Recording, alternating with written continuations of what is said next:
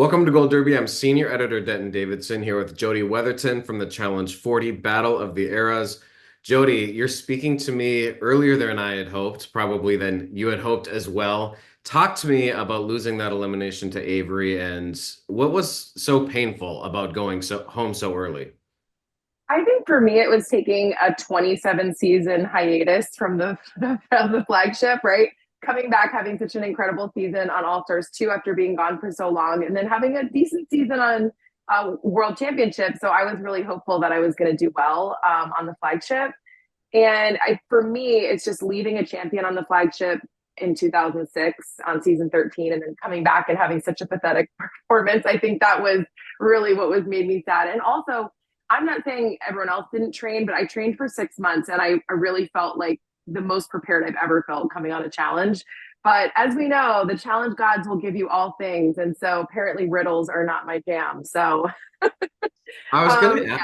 I was gonna ask about that. What is like, obviously everyone is a little bit different, but how hard were you training to kind of like you were treating this very seriously this season in particular, were you not? Yes, I was. So, I really did a lot of work on YouTube, like looking around to see like what kinds of eliminations have there been in the past, what should I be specifically preparing for.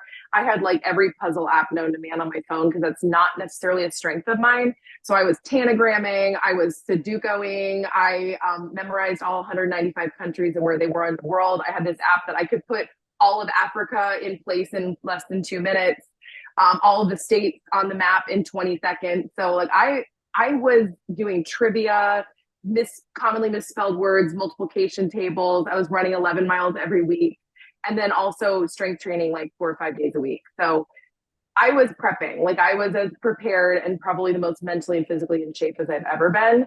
So I came to win, and I fully believe that I could still absolutely win a season.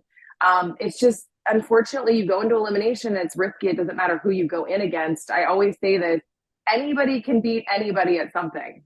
So it doesn't matter who you are, you can be beaten. So for me, like when I did that elimination, like I had the color scheme right. Like there was multiple ways to do it, but it's just I didn't have there was only one way to do it with the colors that they had given us. So that was the issue. Like you ran out of Um, colors or something, right? yeah, so it was like to create, to continue the sequence that I had created, I didn't have the colors that I needed to do it. So I had to take them all up and then come up with what is an alternate sequence that I could do given the riddle. Um, yeah. What were your thoughts on like the drama surrounding Tony and Avery and their inability to make a decision? Because you wanted to go in against Derek and Aviv, correct? And you also Yes. were hoping you could be teamed up with Darrell and it wasn't individual. You got nothing of what you wanted. What was it like watching that whole thing play out? And were you shocked that Avery and Tony put themselves in that situation? It was very strange to me that this was even a choice or a question. I mean, ultimately, like, no offense, but like, who cares what Darrell and I want? If you won, you do what the heck you want to do. Do you know what I mean? Like, I would never have thrown myself in if I was a winner. But that's just me. I would have been like, screw it. I'm going with whoever we can agree on, and that's that. Because it's just never a smart choice. But I don't know if Tony's head was like fully in the game. I mean, watching the way he put together the puzzle against Terrell, he got like two pieces in place. I'm like, how badly did you want to be here? You know what I mean? So it was strange to me, but I don't know if they showed it or not, but I had a long talk with Derek Chavez by the pool the night before we had like this big party at the house. And, he was just saying, hey, Avery's not going to throw me in. Like, she's probably going to go in my place. And I was like, okay. I mean, if that's what's going to happen. I mean, like, I don't have control over that at this point. You know what I mean? Darrell and I said what we wanted, and ultimately it's up to them to decide. But I was also like, you're going to let a girl throw herself in for you? Like, you know what That's I what I was mean? just gonna ask. I didn't understand why, like, he was so excited that she would do that for him, yet he was gonna sacrifice her. Like, it seemed very lopsided, that alliance. Yeah. I mean, luckily for her, she won, right? Right.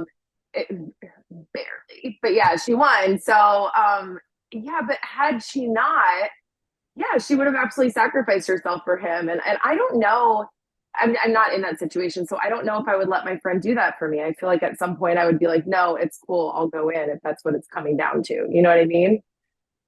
I don't know. Well, let's talk about how you got into the arena. Why was Arrow One so bad at rowing a boat? Like what what happened there? I literally have no idea. So when I was, by the way, let me just say I did not nominate myself to be captain. I don't know how they edited it, but it was absolutely not my choice. Um, I was the only female on the team who had memorized all 40 seasons. I watched Dirty 30 before coming on. I knew that was going to be something we were going to have to do. So I had made flashcards and I'd been studying them and I knew all 40 seasons in order. And I opened my big fat mouth and told everybody I'd memorized them. So then I was like, "Oh, you should be captain on the female side because you know the seasons." And I was like, "Really? Why don't someone who doesn't know the season step up into it?" Um, but anyway, so then yeah, I was like, "Well, okay, like I don't really want to be captain, but because we all know what happens when you lose is you're going to go into elimination." But I was like, I think we could really kill this. I mean, we're going to row a boat, like that's easy, right? And we're going to eat gross stuff. We're good at that. And then there's three of us who know the season. So we're going to crush it, you know? We get in the boat and I'm telling you what, we were in for 2 seconds. We were on the side of the river, like in the bank. And I'm like, what are we doing? And I genuinely thought, and I've talked to Brad about this, and I don't think they aired any of it, but I said it a lot in my interviews. I really thought he was like throwing the challenge or something because it was so bad. And we literally were on the river barely. We were in the bank more. I broke an oar trying to push us off. I jumped out of the boat at one point to pull us out of the bank because we had gone up so hard that the boat cracked. I mean, it was just like, what are we doing? I mean, it's absolutely insane. We were all like swearing at each other, yelling at each other. I mean, it was the worst. It was the That was going to be biggest my circus question I've was yeah. were you guys still getting along or was it no? Oh, absolutely not. So when I jumped out of the boat to pull us out, I jumped back in without any assistance, mind you, in deep water. I don't know how I did it. It was adrenaline. But I hopped back in and I happened to hop in right in front of CT. And CT goes, warn me next time. Because I like made the boat, kind of jostle a little bit. Everybody was fighting just the whole time. It was awful. I don't they didn't show any of that, but I just like we were at each other's throats. What did Brad say when you like asked him if he was trying to throw it? Like what made you think he would do that? Well, I was already kind of thinking it in my head, just because I was in the front of the boat and the boat was very sensitive. So if you even made any sort of sudden movements, it felt like it was going to tip over. So I couldn't really look back and see what everybody else was doing. But I'm like, the only obvious explanation here is that whoever's steering the boat is really sucking. You know what I mean? Because like, how else could we be in the bank? And so I just like, my only thought was like, I feel like he's just tanking this on purpose because how else could we be doing so bad? And then when we got back to the land to walk to our bus to go back to the house, one of the other castmates said the same thing to me that they thought that he had thrown it. And so that just reconfirmed what was already happening inside of my own mind. And so that's kind of where that came from. I thought it, someone else confirmed it. And then I was like, well, gosh, that has to be it. But I've had conversations with him since being off the show, like just like a month ago. I just called to say, hey, I said all this nasty stuff in my interview about you. I don't know what they're going to show. I basically insinuated that you tanked the challenge or you threw it. And he's like, I would never do that. He's like, thanks for letting me know. And I don't think they aired any of it anyway, but I just wanted, as a friend, I just wanted to let him know, like, hey, I said these horrible things. So, Well, which apparently they didn't air. now that you have all this otherwise useless information in your brain that you studied so hard for, would you consider now going back to another flagship season? Because this was almost like an all-star season because of all these eras. It was a really great collection of people. Would you consider going back on a flagship season, or do you want to stick to all-stars, or what's your train of thought there? So flagship is tough because of the timeline, right? It's like 9 weeks, whereas All Stars or any of the spinoffs are 5 weeks. For me personally, since out of all the OGs on Arrow One, this was only my sixth season. So I've really not done very many shows comparatively to all my other teammates. So I don't make as much money. I make a lot less money doing the flagship than I do a spinoff. So it would have to be worth it to me in some way to do it. But I definitely want to do another show. I was hoping so badly that this season I could do well, I could feel proud of myself, and it could be like the bookend on my challenge experience and kind of be like, I'm done. You know what I mean? Like I feel good about it, but I can't going out like I did on season 40 and have that be it. You know what I mean? Because I know that I can do so much better than that. And it was just, that was what was most disappointing, I think. Was it intimidating at all to for this age range? I mean, I think Horacio was the youngest. I think he was about 27, and then you had Mark was the oldest at 53. You were near the top. You're on my age. I mean, you're the era I would be if I was Yes. if when I was watching. So what was it like just to be with that broad range of castmates? Yeah, I mean, there was a little bit of intimidation, but I feel personally like I'm in better physical shape than I was at 25. I mean, that's just me personally. I feel like I've stayed in shape and I'm lifting heavier than I ever did. I never used to run and now I was running. So I just feel like I'm in better shape. And then mentally, I'm stronger than I used to be. I realize I'm a crier. I've always been a crier. It's just who I am. I wear my emotions right out there. But I do feel like I am emotionally stronger than I was at 25 because I'm more secure in who I am as a person, and just more secure like in my relationship. You know, I'm a mom, I have kids, I've got a life outside of the show. And so I don't know that the age intimidated me that much, you know, between all the age range. Because I don't know, I'm like, I feel like I can still hang. That's Yeah. just me. Well, that's why you're one of the favorite OGs to watch, is because you are still competitive. I was curious, what was it like for you looking back at how the challenge has evolved since your original seasons? How much has changed? When you look back, what is your favorite memory of any of the challenges that you were on? I think my favorite memory, I don't know if it's like one specific memory, but my favorite memories are just all the crazy parties we used to have. Like we used to have all these amazing parties. We had every Saturday off, and I mean off. Like there were no cameras. We could do whatever we wanted, go wherever we wanted. Nobody was checking in on us. It's amazing what we used to be able to do. And, we just had so much fun. Like Gauntlet 2, we had some really incredible parties. I think it was like Mark's 30th birthday or something like that. Or 40th, I don't remember how old he was, 35, I don't know.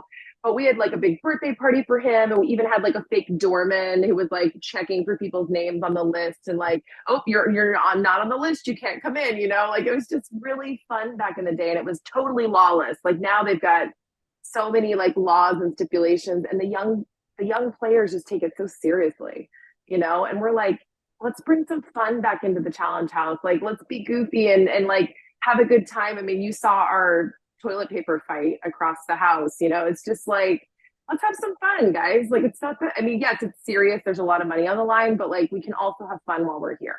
And if you were to return to a challenge and it was teams of two, who would be your number one draft pick male and who would be your number one draft pick female if you got to choose who you got to go in and compete with?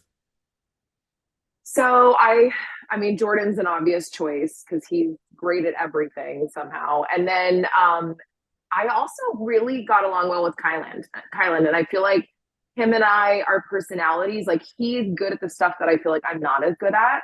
So I feel like we would complement each other well as partners, and work well together. So I feel like those would probably be my top two choices. I feel like Johnny and I would absolutely kill each other. We'd probably fight the whole time, but we'd probably do well too. And then I would say Derek Kaczynski, but I feel like he and I are very similar in the things that we are good at. And so we don't, I need somebody who's like a little bit more opposing in what their strengths are. Females, I would want to be paired with Jenny West. That's just who I'd want to be with because she is just such a positive ray of light. I enjoyed her so much. Anytime I was feeling down in the house, I'm like, I'm just going to go talk to Jenny and she's got something positive to say. She's just the best. And she 100% believes in herself and believes in others in a way that I wish I could. And so I feel like that would rub off on me if I was her partner. I And hope. final question, when you were walking away and TJ had you rank the players, who did you rank the highest? Who did you want to see win when you were walking out of the arena? I think I really put down the people who I genuinely thought would be there in the final. So I was like, I gave Jenny a 5. I gave Cara a 5. Like these are people that I thought they have the chance of making it to the finish line. And if they do, those are the people that I want to see win. Nice. Yeah. Well, you're one of the greats, and it was so much fun speaking to you, even though it's earlier than I had hoped to. And thanks for hanging out with Gold Derby today. Thank you so much for having me.